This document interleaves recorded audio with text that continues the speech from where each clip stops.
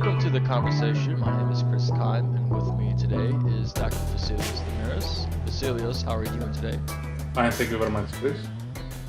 Well, I must say that the developments in the Middle East has been very interesting over the last week. And today what we're going to talk about is Iraq and the ongoing security situation over there. Now, over the last week, ISIS, the Islamic State of Iraq and Syria, has been making heavy gains in the northern territories of Iraq from Syria, capturing Mosul, other several towns of key importance to the Iraqi government and infrastructure, and was, as of a couple of days ago, making advances towards Baghdad. Vassilios, could you kind of go back and kind of fill in the details here about exactly what happened and how ISIS kind of initiated this blitzkrieg, if you will, within the borders of Iraq? Yes, well, the Islamic State in Iraq and Syria, as they call it, the ISIS, appeared in Syria due to the civil unrest.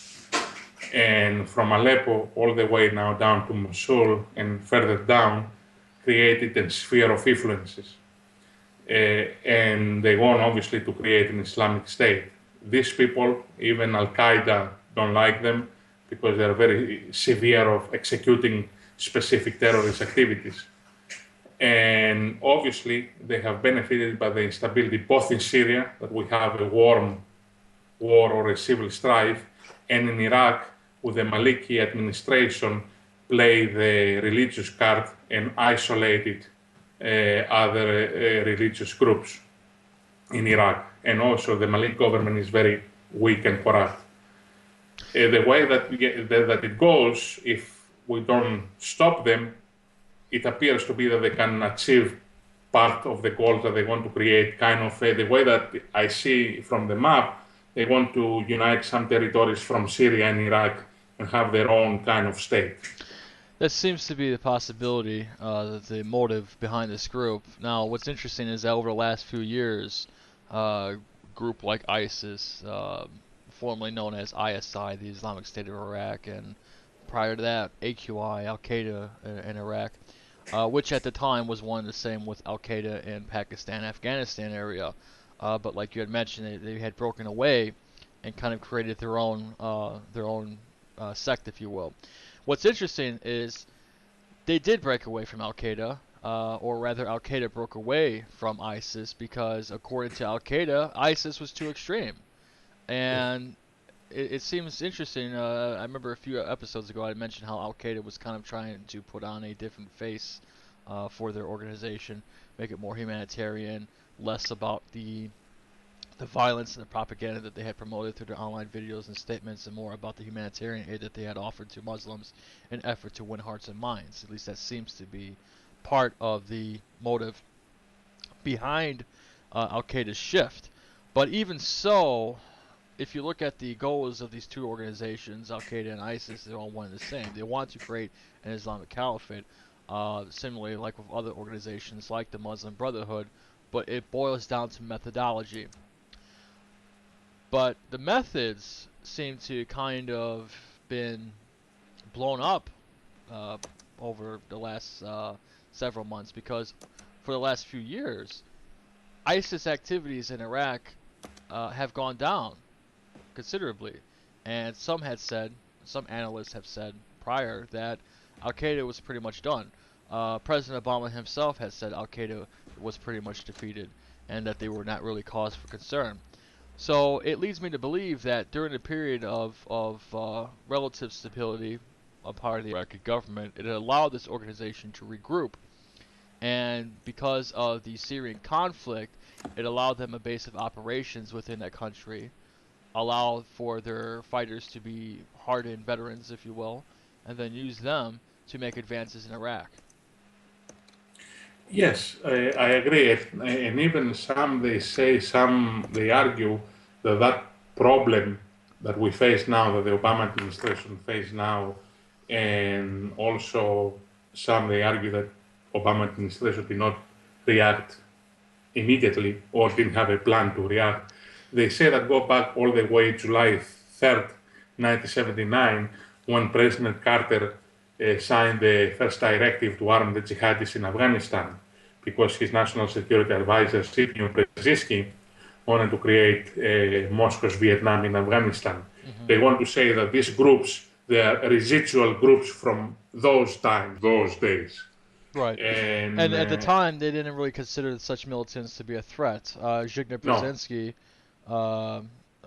had said about 10 years ago in an interview that he had, and I'm just recalling this from memory, it was asked of him if he had regretted allowing arms to be sent to Islamic militants, and he just said in Afghanistan, he said, well, at the time we considered the Soviet Union to be the biggest threat than the militants, and I'm paraphrasing here.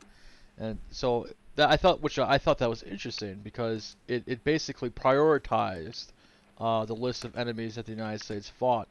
While they may have considered such Islamic militants to be a threat to the United States and the United States interests overseas, they certainly were not a bigger threat at the time than, say, the Soviet Union, which was clearly a threat. So they were willing to work with an enemy to fight another enemy. It's kind of like the Middle Eastern belief of the enemy of my enemy is my friend, which is what we're seeing today with Iran inserting themselves into this conflict. exactly. And I'm afraid because we have in the American academia on the realist sphere of influence or school of thought to recreate a Cold War that we put now new foundations for a conflict with Iran. Because yes, my enemies is my enemy, but now if we allied with Iran, what will happen in the future when ISIS dissolve or be defeated? Well, Iran can be emboldened, and Well, after that's definitely a problem because what I see this going is a cycle. Right now, you have ISIS making advances in Iraq in an effort to overthrow the Iraqi government and create an Islamic State, a pure Islamic State of a fundamentalist level. While that is going on, Iraq is reorganizing itself and fighting back against the ISIS militants, and as of right now, succeeding, making some gains.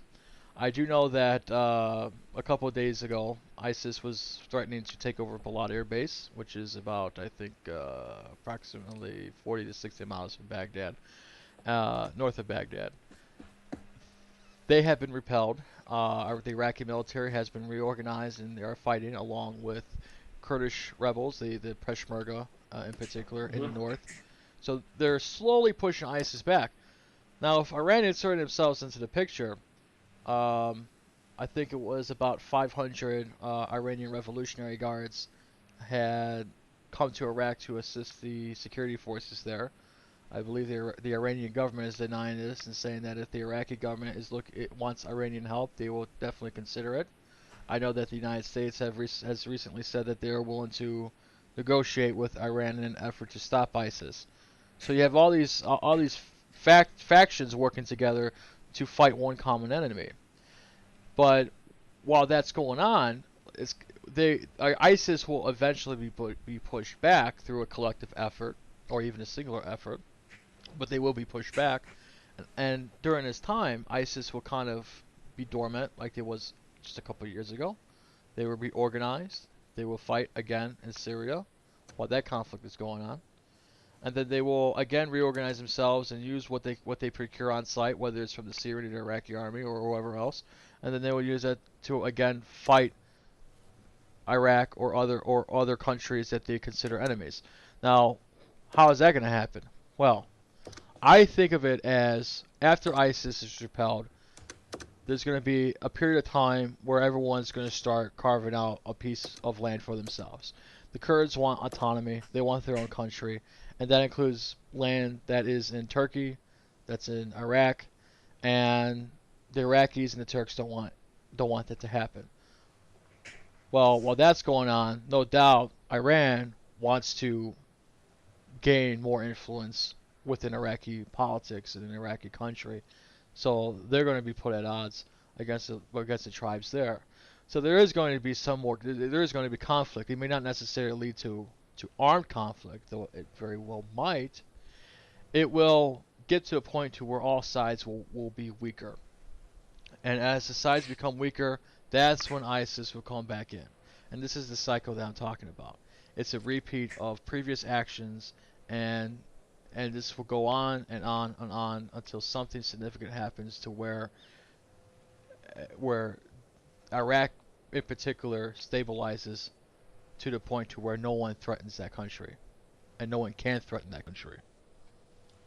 I agree, and I'm afraid that maybe eventually we'll have to, maybe from whatever the way that you explained, maybe if they start carving out territories, maybe eventually we're going to have to face an Islamic caliphate or state that eventually they will create an entity that they want to create to be Islamic. Mm-hmm. And the main, for me, the seriousness of the situation we need in the United States, and I know we're in a time period that we don't even like to say that we're a superpower, that we need to be engaged, but we need to have a clear strategy. And we have a lack of that kind of strategy right now. What do you And think yes. the response the response should be from the United States? Because this is a PR snafu. Yeah. Here we are, just a few short years after leaving Iraq, and all of a sudden the country is spiraling into a civil war, basically. Yes. And the Iraqi military does not seem capable of defending themselves, because while ISIS was making advances in the north, you had tens of thousands of Iraqi soldiers basically throwing their arms and surrendering. And which, by the way, as a side note, it was reported over the weekend that ISIS have taken, they claim 1,700 people, mostly soldiers and whatnot, and executed them.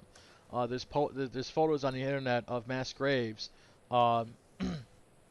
somewhere in Iraq. The location is unknown, but somewhere in Iraq, and dozens and dozens, if not hundreds of people are laying there waiting to be executed, if not they're already dead. And this is kind of just shock value to that ISIS is no doubt doing to bolster their image and being a very violent and aggressive organization that basically tells everyone, don't mess with us. But that is what is happening after the United States left Iraq.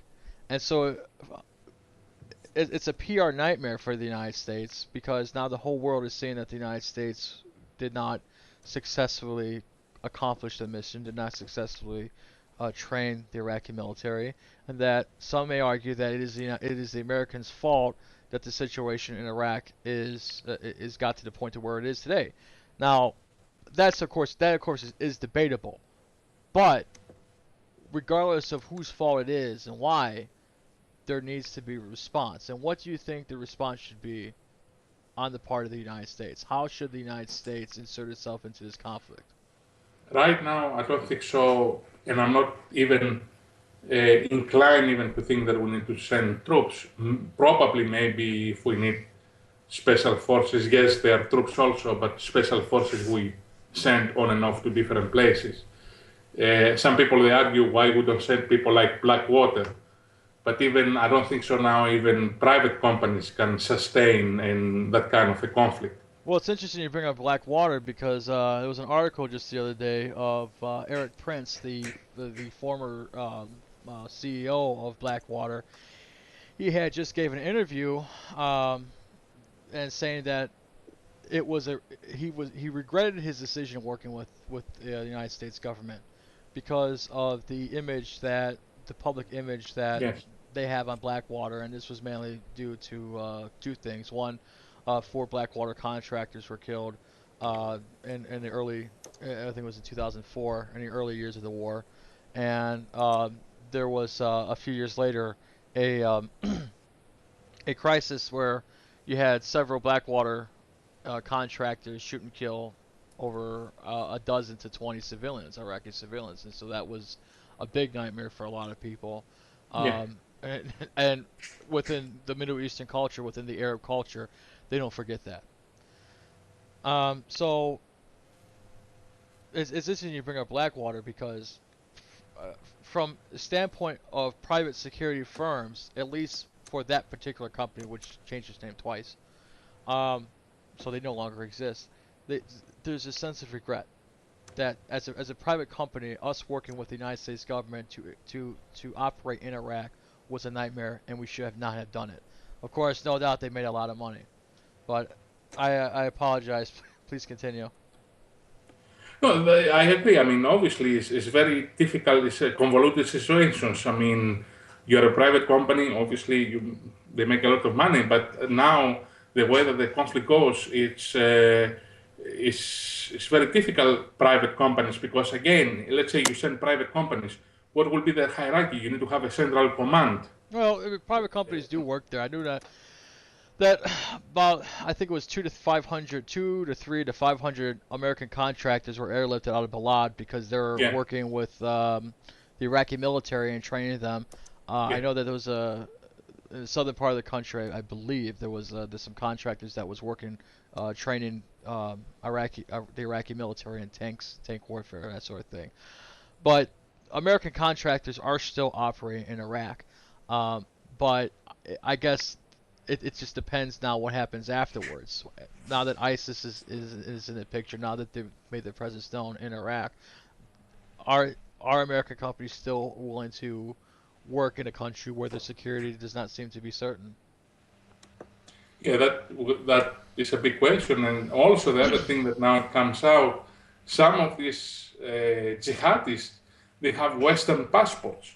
That means they are afraid that they will come also to Western Europe and United States. We have also another threat to face. I know that there was approximately 3,000 foreign jihadists that were fighting in Syria. Um, Many of them from Western nations.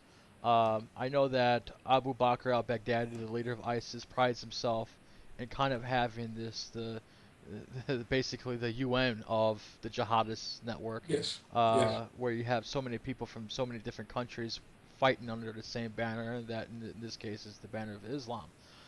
So that is definitely a tricky situation because you're right. You have all these people coming fighting for ISIS or for similar groups, and then they're going back to their home countries. To me, we need not only United States but all the democratic nation states, because democracies they have a variety of political parties that they want to become governments with different ideologies, but they can have different ideologies, but the threat is the same threat, Hmm. and we need to have a clear understanding. Some they can differentiate, but a clear understanding that we face a serious threat. Right. And I'm afraid that this threat will knock the door in Europe and also here in the United States. And that bring up an interesting point because Hillary Clinton had said that the release of the 5 Taliban prisoners in exchange for Paul Baghdad just a couple of weeks Yeah, ago, she had said in an interview that they're not a threat to the United States, they're a threat to Afghanistan. And well, one, there are so many things wrong with that because now that basically, for her to say that, it says that, well, Afghanistan, the people of Afghanistan, they're not that important. That's why we released them. They're a threat to Afghanistan. Let them be a threat to Afghanistan. It's kind of like this dismissive nature of people in other countries, which I think is wrong. But also I think it's very ignorant. You cannot say that, and I know we're kind of talking about a different part of the world, but this is similar to what's going on in Iraq. Because while she says that, they're just a threat to that particular country, that's not true. no, They can easily operate outside the jurisdiction of Afghanistan, outside of Pakistan. They can work with other people. Abu Bakr al-Baghdadi had said himself that he wants to essentially take the battle to America and that there will be a direct confrontation. He had said to a U.S. service member after he was released from prison, "I'll see you in New York." yes, and obviously we have problems in the southern borders with illegal immigration. Now we have a humanitarian crisis there, but even Mexico has its own terrorist brutal groups, even Los Zetas, Hmm. and jihadis, they try to collaborate with narco terrorists because they need more money And again, even there, we can say my enemy's enemy is my enemy, because also, yes, maybe jihadis, they don't care too much about drugs. Some of them, obviously, they profited, but they can ally, because the main thing, the main enemy is United States. I mean, even terrorist groups can create alliances, even if they have different ideologies. So going back, what should be the American response? I think we need to be alert. I think we need to have a strong infrastructure of homeland security. We need a capable armed forces. Of course, we have it, but lately we spend more time what kind of how women soldiers they will wear that kind of hair, or men, and so on and so forth. But we need to have a military to be versatile. But now, even more than ever, we need even the rank and file need to have a specific training and education, Hmm. because we deal. You were also in the military. You did an exceptional job, but as many times we discuss, even the rank and file needs to be capable and able, sorry, to understand the threat, to understand how to execute a specific military plan. Exactly. I agree. And there needs to be an understanding though that within the Iraqi culture, allegiance to one's nation is not a priority. It's a person's family and tribe. Yes, Iraq for the most part is a very tribal land, and that tribes themselves and the United States military had worked with many tribes in order to stop at the time ISI, Islamic State of Iraq, from yeah, succeeding in their operations in Iraq, by whatever means. And it wasn't so much the Iraqi government, though that's not to dismiss the Iraqi government. They, of course, played a vital role in this effort, but it was through also the efforts of the local tribes that ensured that we had the group, the Awakening, where you had a lot of people band together in kind of rogue groups that fought against ISIS. They were paid by the Iraqi government, sometimes by us, and and that helped us out considerably. But that shows you that there is no allegiance to a national flag, but more so allegiance to a person's family and tribe. And I think that for the most part, that can either help or hinder a stable government, particularly in Iraq. exactly. And we spoke about shifting borders or territories. Again, Turkey, you mentioned Turkey, and Turkey is part of NATO. I mean, the way that it goes, the conflict is moving towards NATO. Hmm. And we have from kind of the northern part of Turkey, north east, we have Russia. I mean, it's kind of surrounded. It's a very interesting or dangerous neighborhood. But in a way, now NATO faces a multiple of crises. Hmm. And again, we speak about military cuts, and the Europeans have go so severely executing military cuts.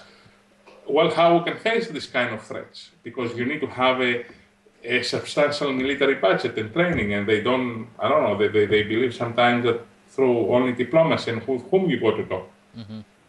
And I think the jihadis, they see that the West is weak. They don't want to fight, especially Western powers in Europe. They don't want to engage in fighting, Right. and they also manipulate.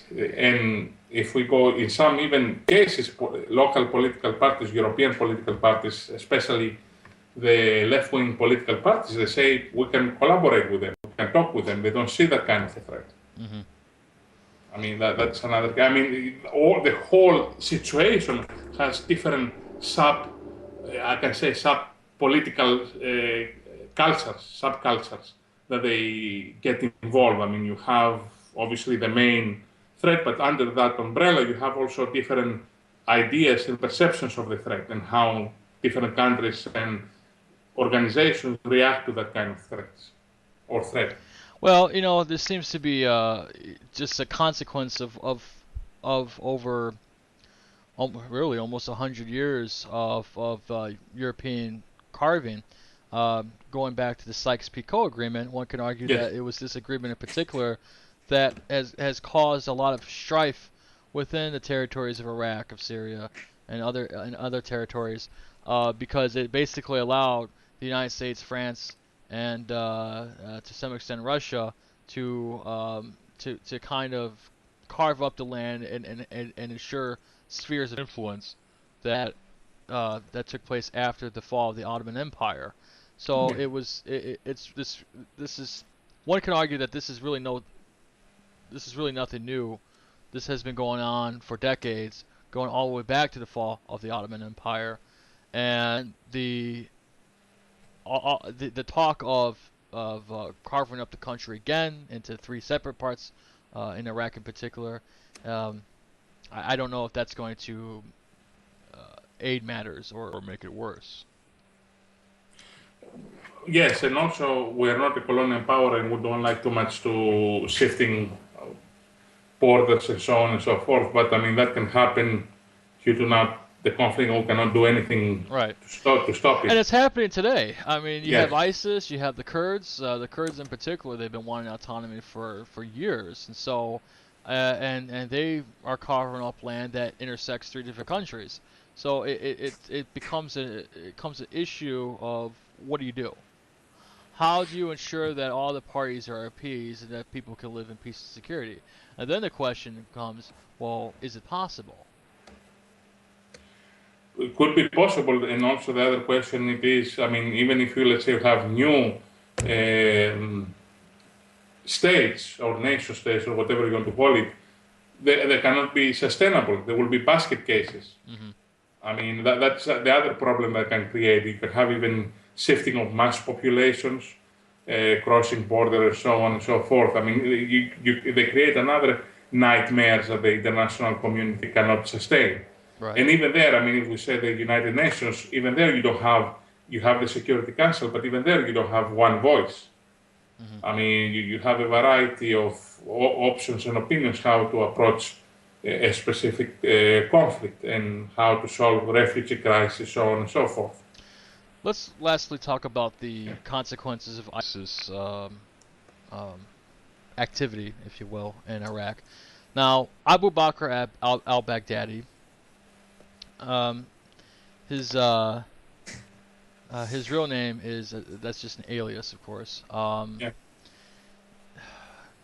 I had his name here actually.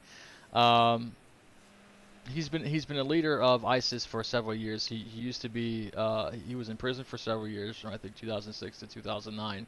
He was released by the Americans. He came from a very influential family. Um, very well educated. One of his aliases is the Doctor. His full name is Ibrahim Awad Ibrahim Ali Al Badri Al Samari. Um, and he used to work as an Islamic preacher prior to his involvement in anti-coalition efforts and in fighting coalition forces. So he's not a an illiterate person off the streets. And like many of these leaders today, they're very well educated. They have connections. They work mainly behind the scenes, and they only work with very few people, which allows them to hide better. Um, and kind of at the same time blend in with the local population. Now, while this has helped them kind of fight against the Iraqi forces, and given the recent events of ISIS and their gains in Iraq and the potential consequences this will garner, do you think that this will kind of rejuvenize the Islamic effort to kind of create another caliphate within the region? Do you think that other groups that's similar to ISIS will follow suit and kind of rise up and start their own conflicts in their own countries that's similar to what happened in the Arab Spring? Could be. I mean, could be. I mean, how powerful and the vacuum that he can go and fill could have obtain that kind of a call created an Islamic State, and also bring under the control, its control, different other Islamic groups, and that, and also we'll see now, because if nobody's stop them or curtail the expansion, in a way now we have, even not openly or not formally recognized or some kind of recognition even by the jihadis, we have territory there that is under control of of the ISIS, and that is in a way, they have managed to have some kind of an Islamic State. Well, it seems to me though that because of ISIS activities, I think that it will rejuvenize many of these Yeah, groups that are operating in the region, if not globally. yeah, And it's definitely a morale booster if you're in the jihadist business. And I think that following what's going to happen with ISIS, whether they succeed or fail, most likely they will be beaten back. Though I think it would be a very long and bloody battle. They yes, will eventually become dormant again, but they will regroup and operate in the near future. I That said, other groups would take its place. It and for all we know, ISIS itself will probably be broken off due to infighting, which is a very common thing to happen in many of these yes, groups. yeah, And I think for the next several years, we're going to be fighting smaller but deadlier conflicts in yeah. many Middle Eastern countries, It will and that's mainly due to what's happening today with ISIS. exactly. It brings me the image like how the Roman Empire was a powerful empire or superpower and was always fighting these small wars. They were ready to fight a major war, but also throughout the life of the Roman Empire, they were having to face this kind of a small wars. And in a way, the United States needs to come to the grips of that kind of how we have this kind of small wars and what kind of units, if need be, or military platforms, we need to use it to fight these wars that most of the time will be protracted kind of wars. Hmm. Well, let's see what happens. All right. Yes, exactly. Well, that's going to conclude our program, Vassilios. I appreciate you taking the time and talking. Thank you. And I'd like to thank everyone for listening. Please tune in next time on the conversation. Thank you very much, and you all have a wonderful day. Thank you. Thank you.